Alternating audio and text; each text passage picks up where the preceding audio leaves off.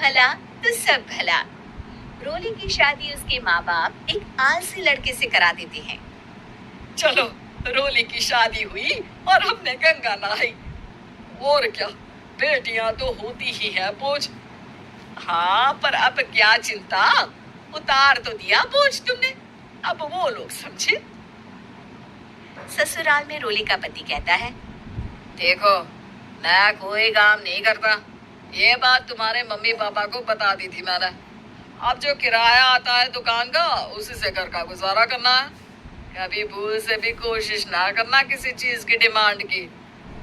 क्या mummy papa को पता था कि आप कोई काम नहीं करते? और क्या, बड़ा अच्छे से पता था। उन लोगों को तो तुम बोझ लगती थी, बोल रहे थे कि बस शादी कर लो और कोई मतलब नहीं है। रोली को ये सुनकर बहुत गुस्सा आता है, लेकिन करती भी तो क्या, क्योंकि वो जानती थी कि उसके माता पिता ऐसे ही हैं। जैसे तैसे रोली दिन काट रही थी। रोली को एक प्यारी सी बेटी होती है। धीरे धीरे वो बड़ी होती है और उसके साथ उसकी जरूरतें भी बढ़ती जाती है। सुनिए जी, अब तो सिमी बड़ी हो रही है, उसका स्कूल में दाखिला कराना है। मैंने अब तक तो जैसे तैसे समय काट लिया, लेकिन मैं बच्चे की परवरिश में कोई कमी नहीं रखूंगी। अरे क्या है यार, तो लगता है कोई ना कोई काम ढूंढना ही पड़ेगा। अब पति रोज काम की तलाश में जाता और बिना किसी काम के वापस आ जाता। रोली समझ जाती है कि पति के अंदर अब काम करने की क्षमता नहीं है। वो बेटी को उच्च शिक्षा देने के लिए कुछ करना चाहती थी, लेकिन करती तो क्या करती। एक दिन रोली की सहेली कहती है, रोली, मेरी कोई औलाद नहीं है। अगर तू मेरी औलाद को जन्म दे तो मैं तुझे तेरे मुंह मांगे पैसे दूंगी। अरे, तेरी औलाद को मैं कैसे जन्म दे सकती हूँ? सरोगेसी से। बच्चा मेरा और वैभव का ही होगा, लेकिन कोख तेरी होगी। ये संभव है रोली। रोली कुछ सोच कर कहती है, मुझे मंजूर है, लेकिन मैं इसका 2 लाख रुपया लूंगी। अरे कोई बात नहीं, मुझे मंजूर है। रोली खुश हो जाती है कि एक बच्चा पैदा करने का उसे 2 लाख रुपया मिलेगा। वो घर आकर पति को बताती है, वो भी खुश हो जाता है। अब क्या था, डॉक्टर के पास जाकर सहेली का बच्चा रोली की कोख में पलने लगता है। मुझे 20,000 चाहिए मेरे बेटी के एडमिशन के लिए। हाँ हाँ ठीक है, मैं उसके एडमिशन से लेकर सारे खर्चे उसके अकाउंट में डाल रही हूँ। रोली की बेटी का एडमिशन हो जाता है। रोली को लगता है कि वो अब सब कुछ ठीक कर देगी। दिन और महीने आगे बढ़ते हैं। अब एक दिन, एक बात कहूँ जी, काश इस बच्चे को मैं रख पाती। मैं अब इससे काफी जुड़ गई हूँ।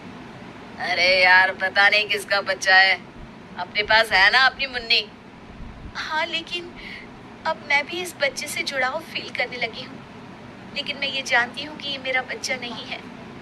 दोनों की जिंदगी ठीक चल रही थी, लेकिन कहते ना कि सुख का पल ज्यादा लंबा नहीं होता। एक दिन रोली की सहेली का फोन आता है। रोली, मुझे अब ये बच्चा नहीं चाहिए, मैं अपने पति को छोड़ रही हूँ। अरे लेकिन मुझे पैसों की जरूरत है, बच्चा तुम्हारा है, मैं क्या करूँगी? सहेली बिना कुछ बोले फोन काट देती है, फोन स्विच ऑफ कर देती है। लेकिन रोली के जीवन का तूफान यही नहीं रुकता। रोली, मैं इतना भार नहीं उठा सकता। आज पढ़ाई का पैसा मांग रही हो, कल को शादी, कॉलेज और पता नहीं क्या क्या। मैं तुम्हें छोड़ रहा हूँ, अपनी बच्ची उठाओ और निकलो इस घर से। अरे पर मैं कर तो रही हूँ ना बच्चे के लिए काम, आप आराम से रहिए ना। क्या काम कर रही हो? देख रहा हूँ मैं। ये छोटा शहर है, यहाँ लोगों को बात बनाते वक्त नहीं लगता। तो मैं क्या करूँ? ज्यादा पढ़ी लिखी नहीं हूँ, कैसे घर के खर्चे चलाऊं? और आप तो काम करना ही नहीं चाहते। हाँ, ना चाहता हूँ और ना ही करूँगा। रोली को पति की बात पर काफी गुस्सा आ जाता है। ठीक है, अगर मेरे जीवन में संघर्ष ही लिखा है तो वही सही। इस वक्त पति होने के नाते आपको मेरा साथ देना चाहिए था, लेकिन नहीं, आपने तो इस हाल में मुझे घर से बाहर निकालने की बात कह डाली। देखो, ये सारी फालतू की बातों के लिए वक्त नहीं है मेरे पास। रोली, जिसकी कोख में किसी और का बच्चा था और साथ छोटी सी बेटी, पति का घर छोड़कर रास्ते पर आ जाती है। रोली के पास मायके के सिवा दूसरा कोई रास्ता नहीं होता। अरे रोली कैसी है? कितने दिनों के लिए आई है? हमेशा के लिए माँ। वो माँ को सारी बात बता देती है। ओए लड़की, इतनी हिम्मत का काम कर लिया। अरे ना ना, यहाँ कोई जगह नहीं है। तुम तो अपना बोरिया बिस्तर उठाओ और निकलो यहाँ से। रोली के पास अब मायके का रास्ता भी नहीं बचता।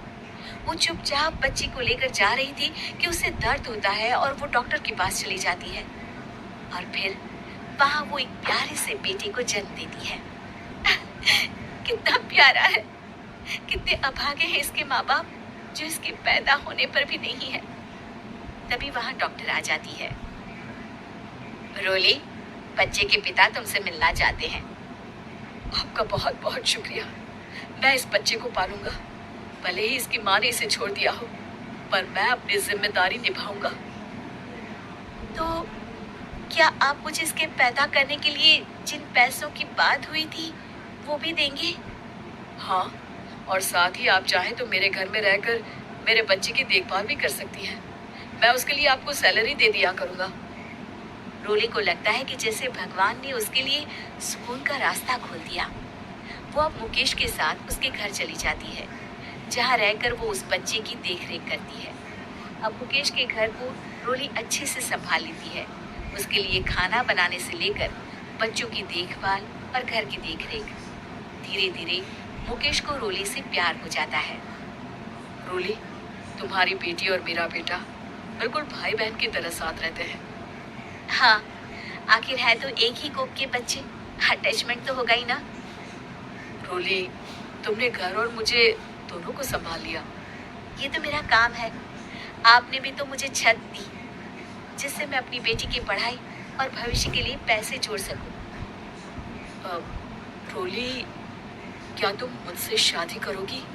अब मैं जानता हूँ तुम्हारी भी शादी कुछ खास अच्छी नहीं रही। रोली को मुकेश की बात ठीक लगती है। वो उसे हाँ बोलने की सोच ही रही होती है कि उसके पहले पति का फोन आ जाता है। रोली, मैं बहुत परेशान हूँ। मेरा एक्सीडेंट हो गया है। मैं चाहता हूँ तुम वापस आ जाओ। रोली को पुराने पति की चिंता होने लगती है। वो सोचती है कि वो क्या कर रही थी। हाँ ठीक है, मैं आ रही हूँ।